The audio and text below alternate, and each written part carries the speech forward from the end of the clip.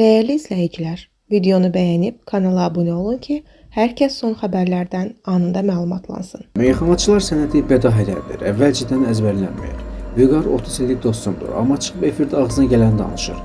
Niyə danışırsan? Düşün də, məni verilişlərin birində baltalayıb. Mən oxuyanam, sağaldı şairlərin şeirlərini müraciət edirəm. Mən şair deyiləm. Xəbər verilir ki, bu sözləri müğənni Tacir Şahmaloğlu rəngarəng verilişində deyib. O, meyxanaçı Vüqar Əbdulovu onun haqqında səsləndirdiyi fikirlərə görə tənqid edib. Vüqara demək istəyirəm ki, 50 illik yaradıcılığımda oxuduğum mahnıların 80%-i öz bəstələrimdir, 60%-i isə öz sözlərimdir. Amma mən özümü şair adlandırmıram. Bununla belə mahnılarıma düzəliş edirəm. Bunlardan xəbərin olmaya çıxıb efirdə deyirsən ki, onun bunun şeirini oxuyursan. Nə var ki bunda? Bunları öz aramızda deyil, çıxıb 10 milyon insanın qarşısında səsləndirmə. Qeyd edək ki, mübahisənin yaranmasına səbəb Vüqarın tarixin bir günü verilişində Tacir Şahmaloğlu haqqında sən ancaq kiminsə sözlərini oxumusan, Əminə şeirini isə özü yazır deməsi olub.